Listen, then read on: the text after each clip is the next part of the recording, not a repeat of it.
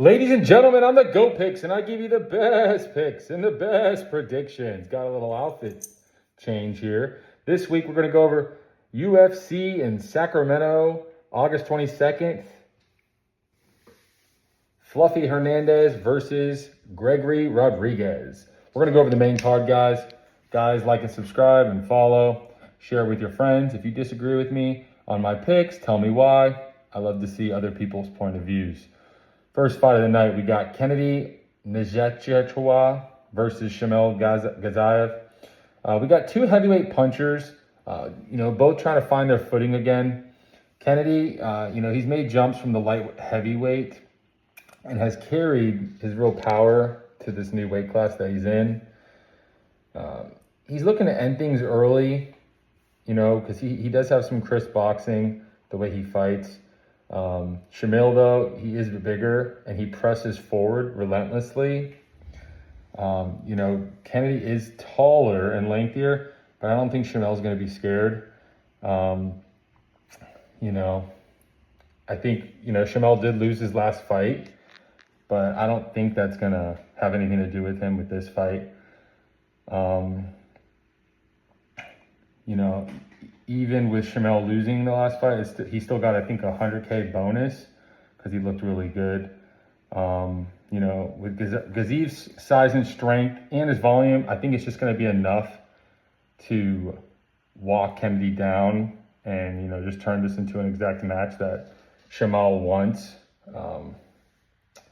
with like a firefight, which Shamil will thrive in. So I got to go with Shamil Gaziev to get the job done. So Shamil Gaziev. Next. Help one another improve. Next fight, we got Carly Judas versus Justia Chavez. Carly, she's 6-2. She brings striking volume, power, and she has really good UFC experience. She's on a 3-fight win streak. And she's a heavy betting favorite right now. I think she went from like a -500 to -800. She's fighting Chavez, who's 8-0 and is undefeated and is dangerous, but she is stepping up to me. She is stepping up, and I think this is going to be a real test for her. Experience and firepower should be the difference with this fight here. So I got to go with Carly Judas to get the job done.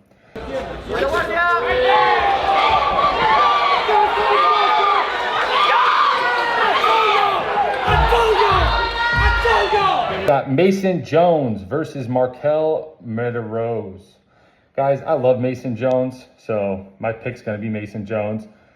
He's just very entertaining. To me, he's on a 7-straight win with 3 bonus checks, and he's got a pressure style where he just wears everyone down, and he can just take hits. He can give hits. All around, great athlete. I like his last fight, his speech. He said, he's just really good. He is fighting Medeiros. Again, Medeiros, he has the power to end it early, but I think this is one of those fights where Jones's pace and pressure is just going to be too much for him, and I think this is just going to keep the streak going. So I expect more of the same. Give me Mason Jones. He can't take it. That's it, yeah. Next fight, we got RDR versus Roman Dolidze. 2 former middleweights, both coming off back-to-back losses, both moving up to 205. Someone's trying to find the reset button. RDR, he's a former 2 Division I champion with elite size, with a smothering submission, heavy grappling game. He has an 86% finishing rate, and that speaks for itself. Now, Dolidze, he's already has a track record with light heavyweight. He's 3-0, and he brings, that hard wrestling with top pressure. He's getting okay with his boxing, same with RDR. But again, I just think the size is going to play a difference. RDR's size, his grappling pedigree should just be the deciding factor. I think it's going to be like you have elite, and then you just have someone that's not at that level. So I don't think Dolidze is even at RDR's level. So I got to go with RDR to get the job done easily. How about this from right here to Ritter? A new skill set. Next fight, we got Sergey Spivak versus Viator Petrino. This one I keep going back and forth on. Spivak, he's a veteran. He's got a Sambo-based grapple style, and he's just built his whole UFC career on fighting ranked competitions. Petrino, on the other hand, is 14-2. He is a rising threat, former light heavyweight, who, found his home at heavyweight and has just ripped off 3 straight finishes and decisions since making the move. Petrino's speed and momentum, it's made him a betting favorite. But Spivak's grappling to me and experience against ranked heavyweights, I think should be enough for this fight. And I think he's going to get his hand raised. So give me Sergey Spivak. He would save it to Ivasa. He's moving away now, which will allow Spivak to get to his finish. That's tight. Stop! Sergey. And the fight of the night, the main fight.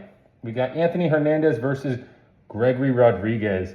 Hernandez, he's a home crowd favorite in Sacramento.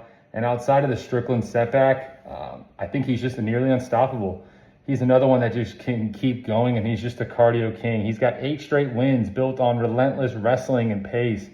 Rodriguez brings that scary one-punch touch, but I don't think he's going to have enough to get Hernandez out of there. Hernandez's pressure and his grappling, and it's just nonstop. The stylistic question is simple. Can Hernandez pace and, grappling smother Rodriguez? And can Rodriguez power connect? I don't think so. I mean, Hernandez has already submitted a fighter of Rodriguez's caliber, and I just don't see, him being able to touch Hernandez. Even if he does touch Hernandez, I think the last fight with Sean Strickland, Hernandez learned a lot, and I don't see him making any mistakes. So give me Anthony Hernandez to get the job done. And there's your GOAT picks. So I will see you guys again. Thank you. Woo! You just keep it going. He's just He took his knees down. Oh, he's a choke him. Look at that. Wow.